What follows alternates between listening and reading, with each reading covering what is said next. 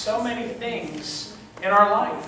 We fight against the alarm clock. We fight against co-workers sometimes, bosses. We fight against school teachers, and not necessarily fighting, but just working through situations, problems. It's tough sometimes to even get up in the morning. And that's why I love Sunday mornings, because it's a time to come together and be refreshed. Now, the scripture readings that we just heard give us very good reasons as why we're here today. The reading from the New Testament talked about how we do have an enemy that we wrestle against, and that it's not something that we can always see, but it's something that drags us down, something that comes against us, that discourages us.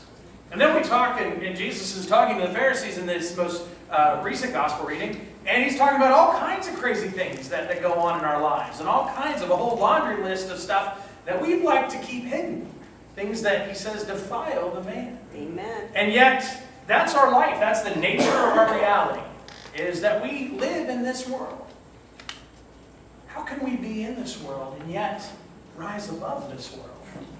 And I think that's what we are experiencing today. I think that's what our time of worship was, a time of refreshing, a time of cleansing. Church is a place to be refreshed. Amen. Church is a place to be cleansed. Church is a place to be encouraged. Church is to be a place to be washed anew and excited to go out into the world. Because we're going to get muddy, and we're going to get beaten down, and we're going to struggle. But we're here together to lift each other up, encourage each other. See, that's the whole message for this morning. I could probably just throw this away, but I put a lot of cool slides in, so I'm going to keep going about why we're here today.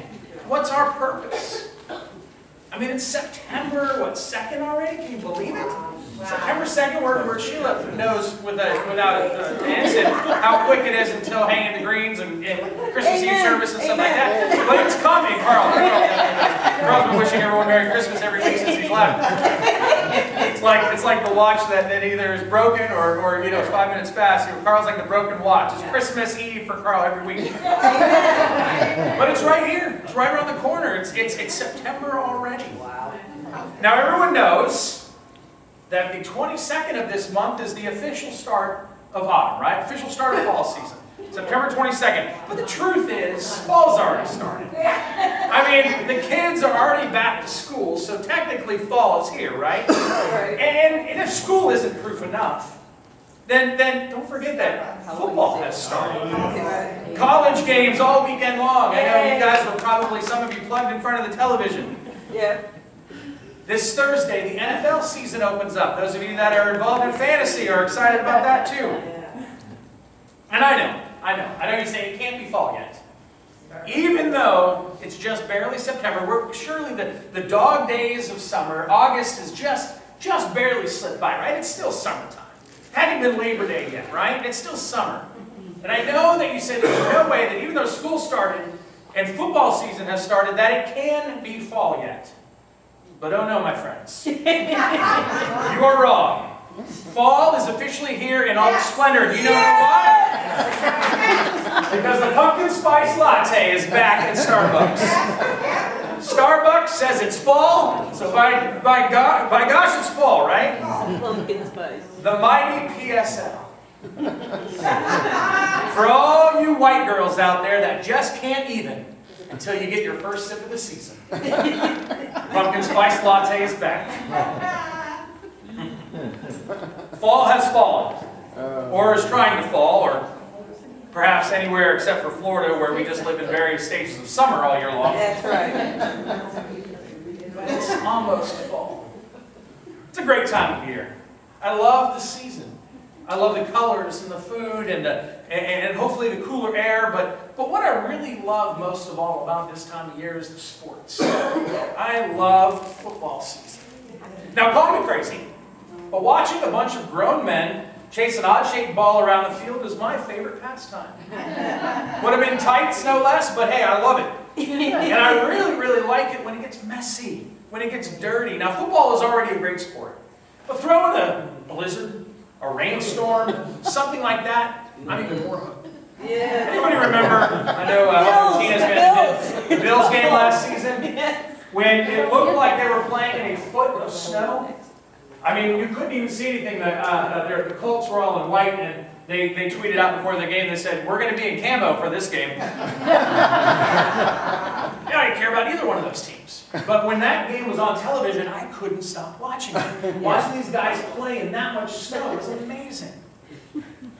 Now, throughout the history of the NFL, there's been some amazing games played in terrible weather. Mud games, mud bowls, all kinds of stuff. One such game was played on November 26, 2007. It was a Monday night game they called the Monday Night Mud, and it was against the Steelers playing the Dolphins. The Steelers played in they played in the rain-soaked field, Heinz Field in Pittsburgh. Steelers ended up winning 3-0 after playing in these treacherous conditions. Now you have Heinz Ward here playing, showing in the mud.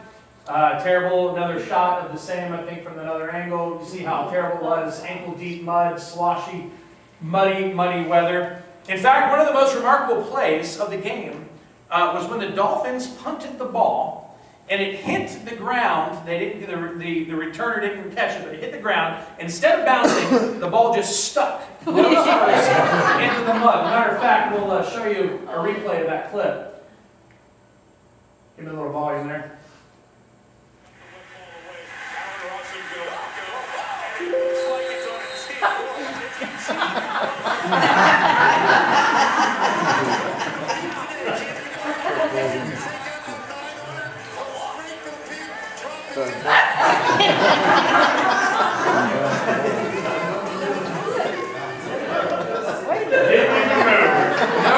Stuck straight in the ground. Incredible. Incredible. Well, the good news is fall is here. Football's back. So grab a pumpkin spice latte and let's watch some grown men play in the mud. Amen. I remember playing football in high school, getting all sweaty, muddy, gross. You know, you're playing in the rain and stuff like that. And when I get home from practice, what do you think the first thing my mother would always say to me when I got home from practice? Take your shoes off. Right. Shoes off. Okay, that was the very first thing. But it was take your shoes off on your way to the what? The shower, right? The shower. Hit the showers. I mean, assuming you didn't shower after practice or after the game, you get home, you're sweaty, you're muddy, you're gross. First thing you got to do is don't touch anything, don't sit down on the couch, don't even get a drink, go to the shower. It's outside hose. Outside hose, that's true. You're thirsty, you drink from the hose. You know, hit the shower. We do hate to be dirty in this society. Think about all the money that we spend on our house alone on cleaning supplies. I mean, you can look under any one of your cabinets, it's packed full of different cleaning supplies. Not to mention all the soap, shampoos, colognes, toiletries, things that we purchase in order to make us smell better after we've already showered and washed and bathed.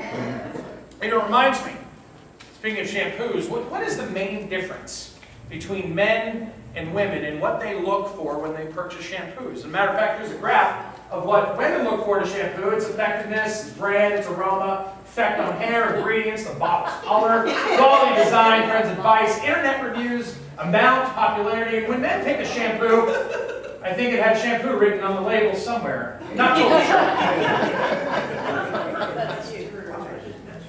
We are definitely afraid to be dirty. We always aim to be clean, pressed, well coiffed at all times. Teacher observed a boy entering her classroom with dirty hands, and she stopped him and said, "Johnny, please wash your hands." "My goodness, what would you say if I came into the room with hands like that?" With a smile, the boy replied, "Well, I think I'd be too polite to mention it." The pastor once said that his son's Sunday school teacher approached him after church and said, "Let me tell you what your son said in Sunday school today," which is a phrase that will always strike fear in any parent's heart. She said she'd been teaching about how God created Adam from the dust of the earth. To which his son Luke replied, "You mean I'm made of dirt?" The teacher responded, "Well, yeah, in a sense you are." Luke thought for a moment, processing the information through his 4-year-old brain, and he said, "Boy, my mom is not going to be happy to hear about that." One mom was frustrated by how often her 4-year-old son Brian was getting dirty playing outside. At wit's end, she finally said, "Brian, can't you play somewhere where it's cleaner? Brian responded, he said, well, if God didn't want us to play in the dirt, then why did he make so much of it? With Brian's observation in mind and the hopes of some more muddy football games this season, I want to share with you some information today that will encourage you, perhaps some of you parents, and most likely horrifying some of you grandparents. But a while back, the New York Times carried an article by Janie Brody that entitled, "Babies Know a Little Dirt is Good for You." Ask mothers why babies are constantly picking things up off the floor or the ground and putting them into their mouths, writes Brody. And chances are they'll say it's instinctive, that's how babies explore the world. But why the mouth, when sight and hearing and touch and even scent are far better than identifying things? Well, here's the conclusion of many scientists, that eating dirt is good for you. In studies of what is called hygiene hypothesis, researchers are concluding that organisms like bacteria, viruses, and even worms that enter the body along with dirt spur the development of a healthy immune system. Amen. One leading researcher, Dr. Joel Weinstock, said in an interview that the immune system at birth is like an unprogrammed computer. Yep. It needs instruction. Children raised in an ultra-clean environment, he added, are not being exposed to organisms that help develop appropriate immune regulatory circuits. Amen. Now, he goes on to say that children should be allowed to go barefoot in the dirt, play in the dirt, and not have to wash their hands when they come home to eat. He pointed out that children that grew up on farms are much less likely to develop allergies and autoimmune diseases. Yep. Also helpful, he said, let the kids have a dog or cat or two, which will expose them to intestinal worms and can help promote a healthy immune system. Now, perhaps the good doctor went a little too far with that analogy. But I think the case seems to be fairly well made that a little dirt isn't a bad thing. A little dirt can be good for you.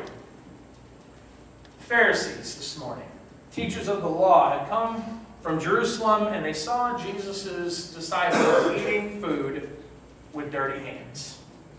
Now the Pharisees and all the Jews, says Mark, do not eat unless they give their hands a ceremonial washing, holding to the tradition of the elders.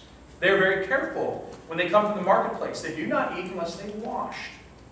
They observe many other traditions, such as washing cups, pitchers, kettles. So the Pharisees and the teachers of the law asked Jesus a question.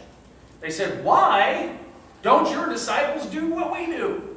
Why don't they live according to the tradition of the elders? Instead, they eat their food with unclean hands. Why are they not following the rules?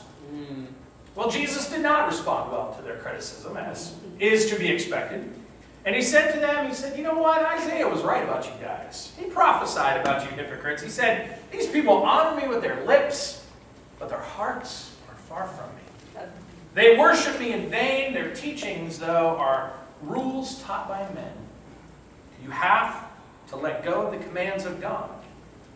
And you have let go of the commands of God, he says, and are holding on to the traditions of men.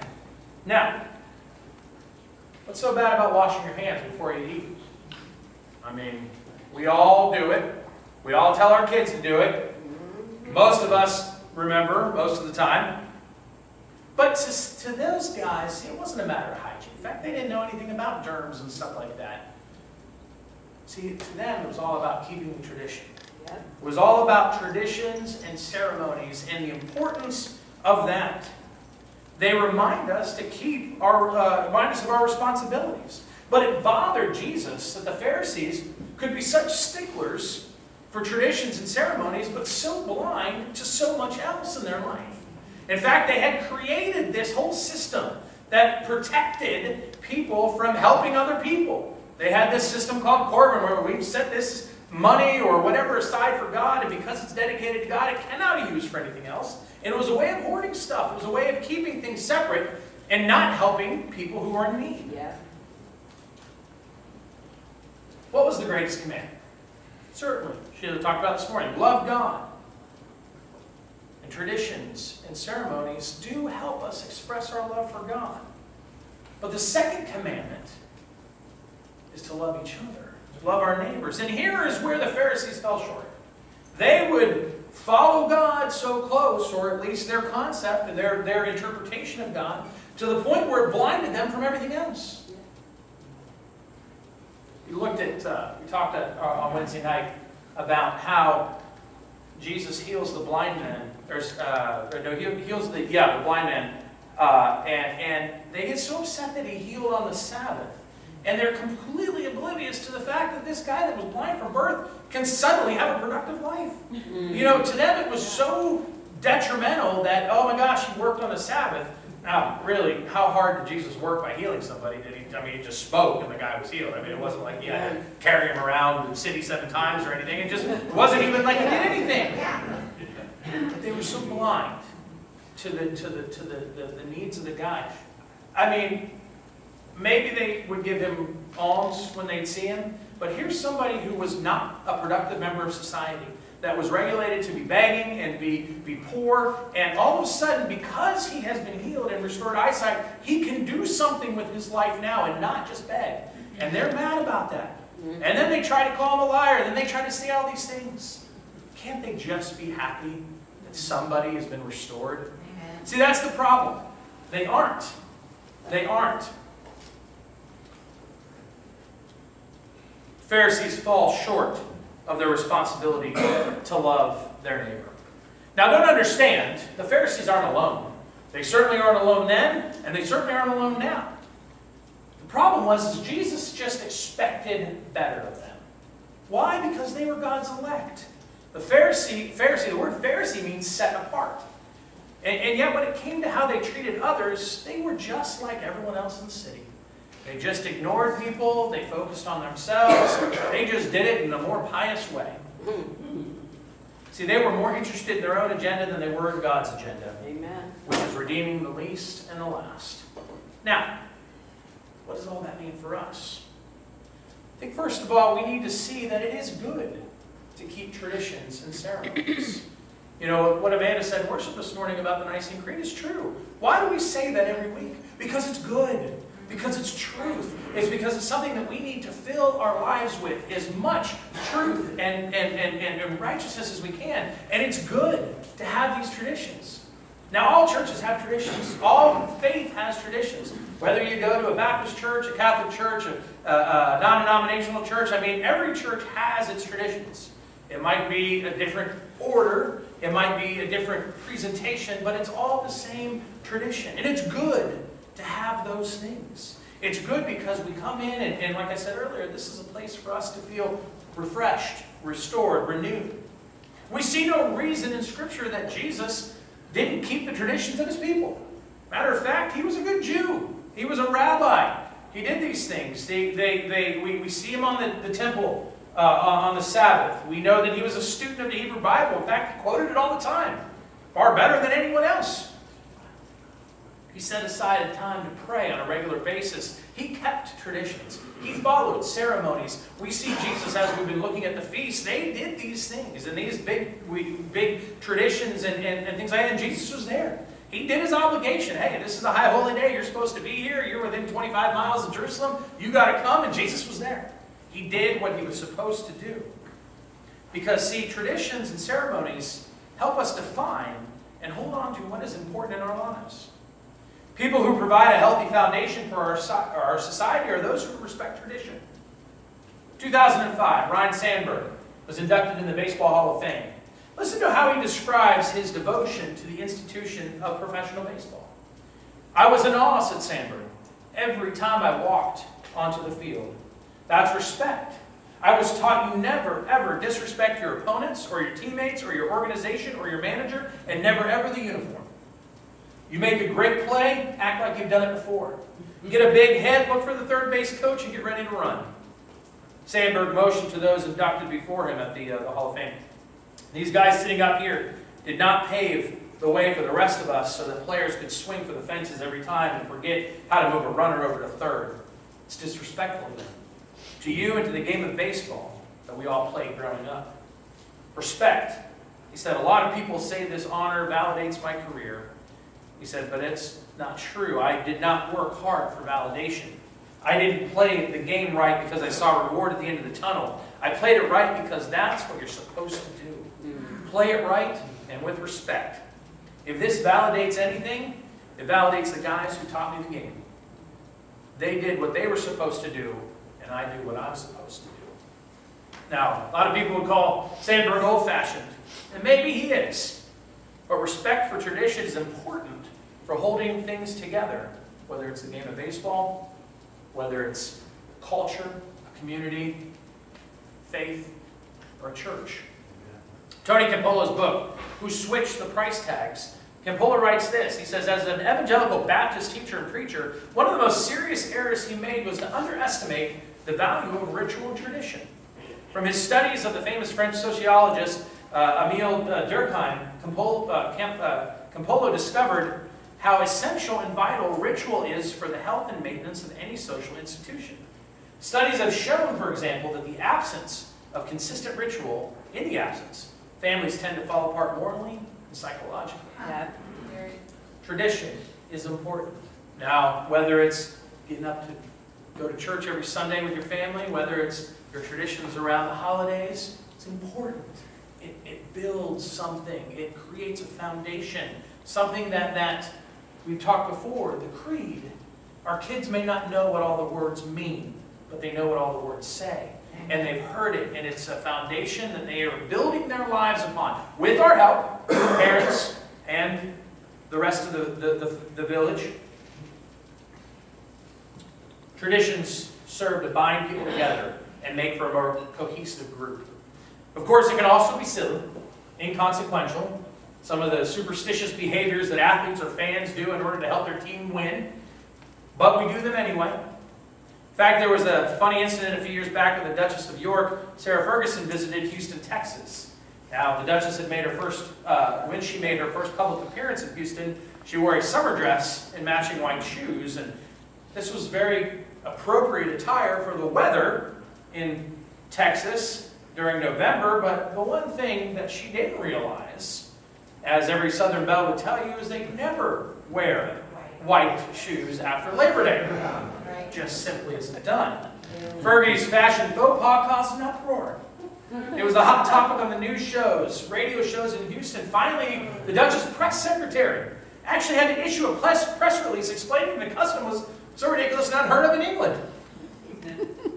Some traditions are just plain silly, like expressing dismay at someone wearing white shoes in November.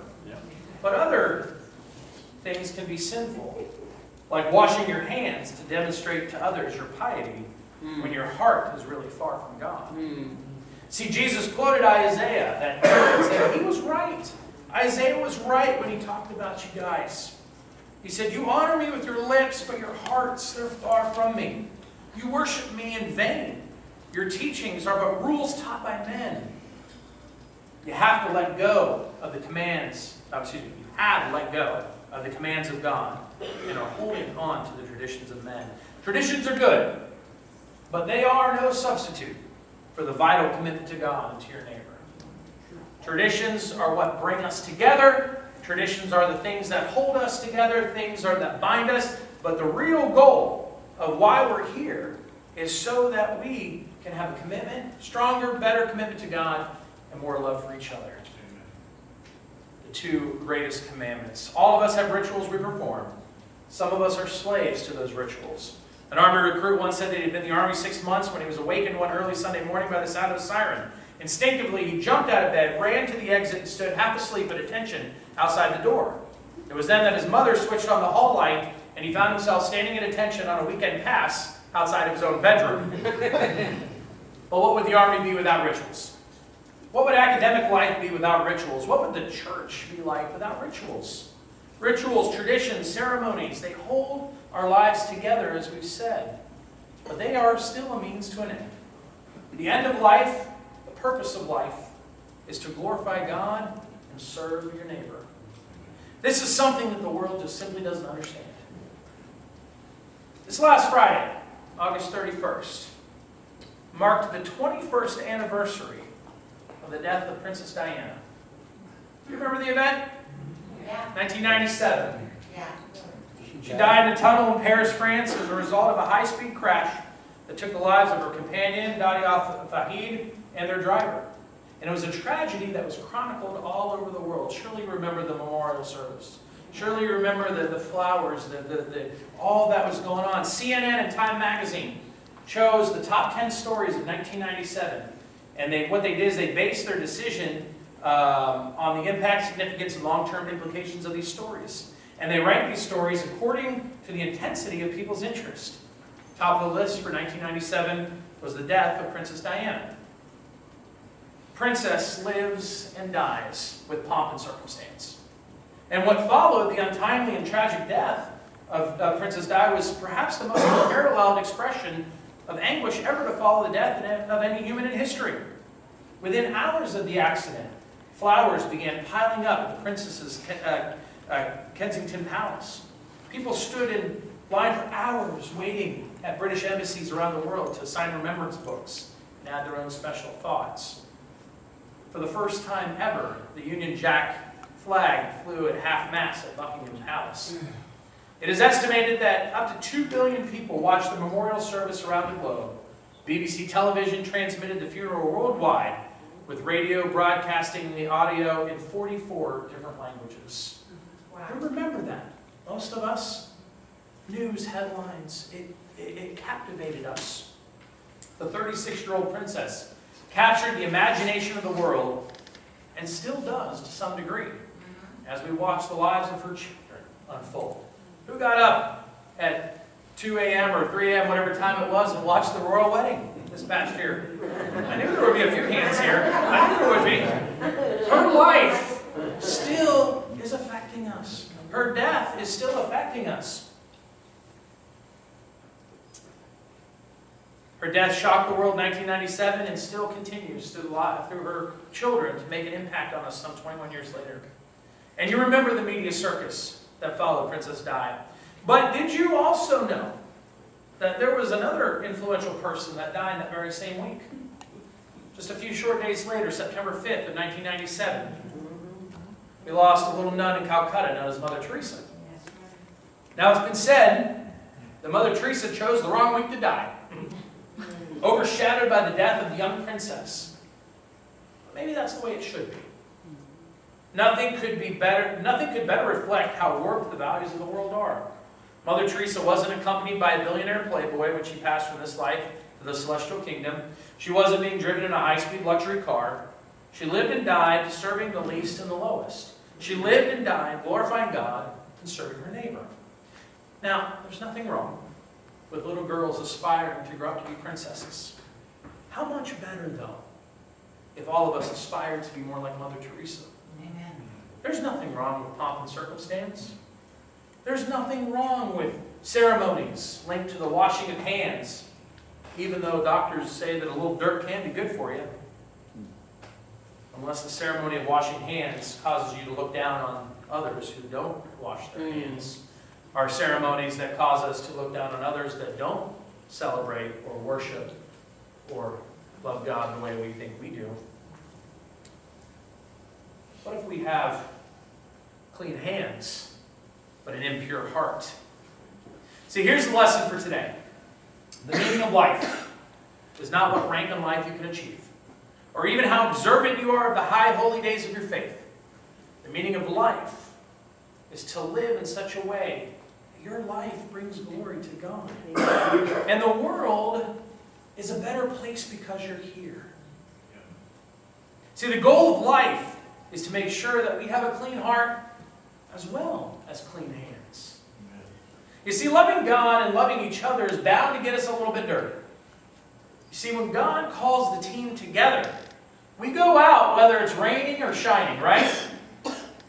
Helping people in need will always cause us to get a little bit muddy. We roll our sleeves up, we get to work. Anybody ever helped anybody move? It's the last thing you want to do. But you do it because you're called to do it. And you get a little dirty doing it. Anybody ever been asked to serve in some way? Drive someone to the airport. Pick somebody up late at night. Go out and help somebody that's less fortunate. You don't like to do it, but we do it because that's what we're supposed to do. And it causes us to get a little dirty. We lose a little time. We may lose a little sleep. But we're doing the right thing. We go out, rain or shine, when God blows the whistle. When the game starts. And see, that's what church is for. The church is here because we've been in the trenches all week. All week long, we've been out there grinding in the trenches, getting dirty and muddy. And when we come to church, we get all washed up. This is the place of our spiritual shower. We come here, we get refreshed, we get cleansed, and we get ready to go back into the world and back into the game tomorrow. Amen.